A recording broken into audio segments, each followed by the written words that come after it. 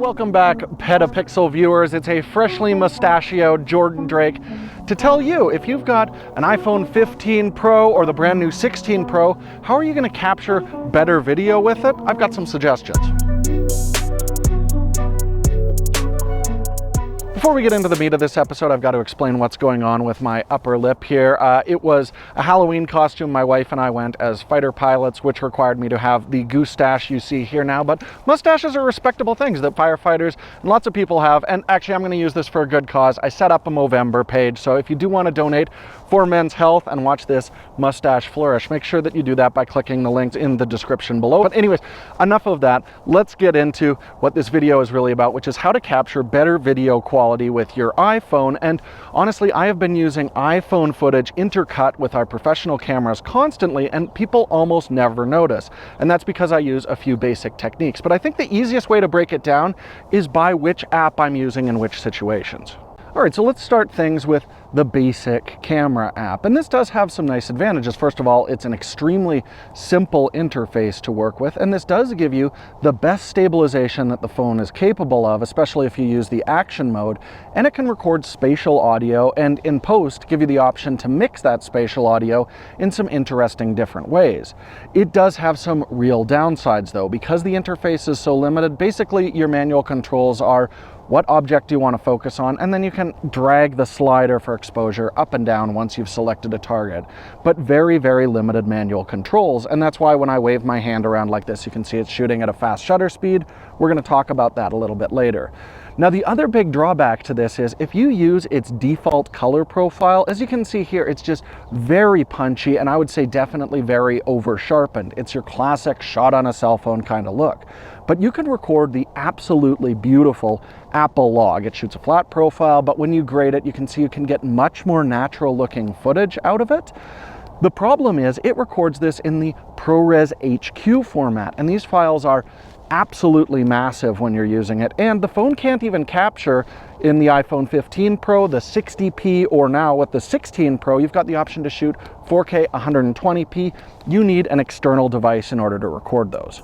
So that's why when I'm out shooting for PetaPixel, I'm using the Lexar Go Portable SSD. And you can see this thing is incredibly small, and I don't need to use any clamps or a cage. It just clips right on to the USB-C very, very conveniently. And this can get me up to 2 terabytes of storage, which is way more than I'm ever going to need for most of my projects. And the SSD is fast enough to keep up with even 4K 120p ProRes recording for long stretches of time without dropping any frames.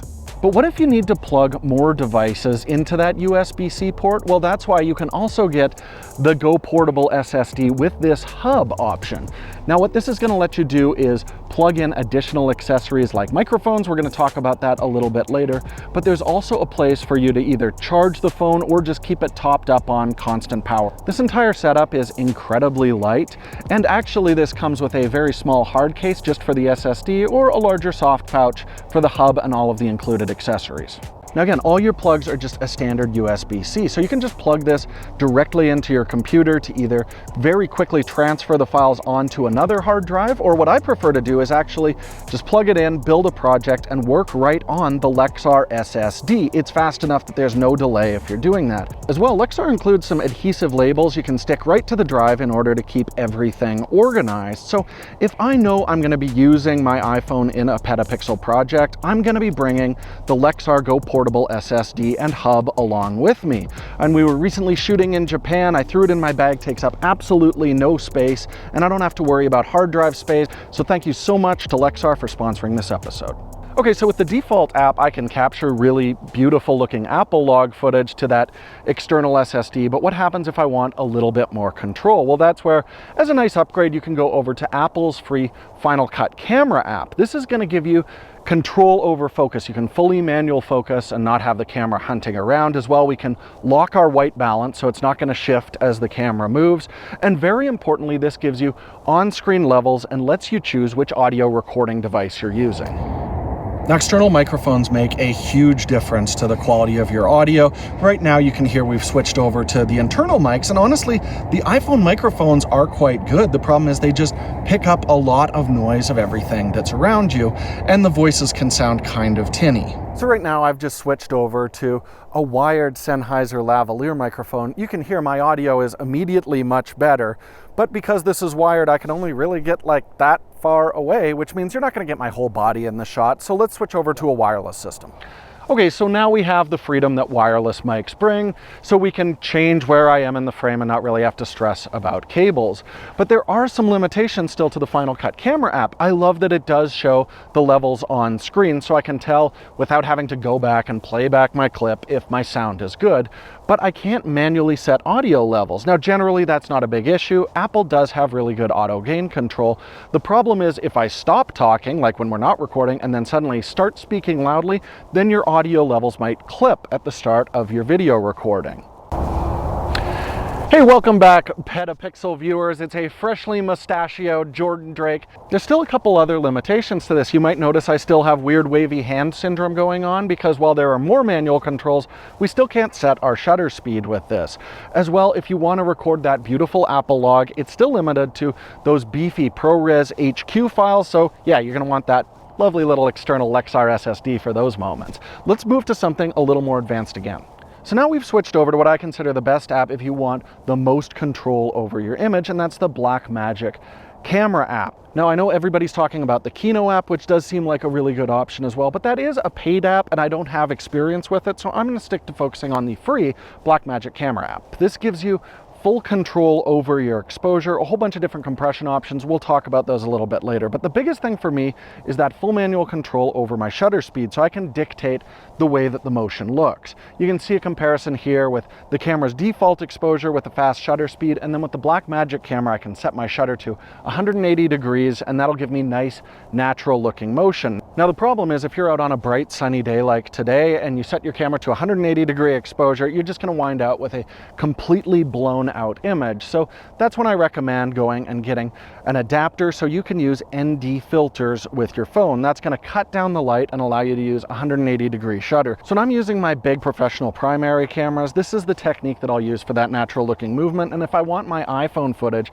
to match perfectly, this is the technique that I'll use. The other massive benefit to using the Blackmagic Camera app is I can record that lovely Apple log image, but using more efficient compression. So you can use H.264 and H.265 recording. I really like using ProRes LT. The files that we get out of this are less than half the size of the ProRes 422 HQ that the camera defaults to, and I still find there is tons of room for me to grade and get exactly the look that I want. Now, these are still big files. I don't like recording them directly to my phone, so that's where that lovely little SSD is still a nice thing to have. There are definitely some downsides to using that Blackmagic Camera app, though. I mean, honestly, the interface can be kind of frustrating and confusing when you first start using it. As well, the stabilization is much less effective than either the default app or the Final Cut Camera app, especially if you want to use the long 5x telephoto. I mean, here you can see the action mode on the default is actually doing an incredible job considering I'm walking around this windmill, where the footage I would say is unusable using the Blackmagic app with even its most advanced stabilization enabled. The other drawback is this is not going to currently capture the spatial audio that the iPhone is capable of recording, and you're not going to be able to do post-mixing afterwards. So basically the app that I'm going to use depends on the shooting situation. If I'm doing a more professional shoot, especially if I'm going to need to cut iPhone footage in with a larger camera, then the Blackmagic app that I'm using right now is definitely the way to go. I love being able to shoot the more compressed ProRes footage and still get fantastic quality. But if I just want to quickly record myself talking to camera, I don't care about the look of the motion, those fast shutter speeds, or I want to shoot some slow motion footage where shutter speed is less important, then I'm going to use Final Cut Camera. At least I can see if a microphone is properly connected to it. Get a little bit of manual control, especially for product shots. This works quite nicely. This is a great in-the-middle app. But I'm like a lot of you, if there's a moment that I need to quickly grab, I will often just pull open the default camera app, and it does still have some advantages like the best stabilization and being able to capture that spatial audio. Motion might look a little weird, and I don't tend to use ProRes recording in this app, but as long as I'm okay with a kind of over-sharpened, oversaturated iPhone-looking footage, it's a great one to fall back on.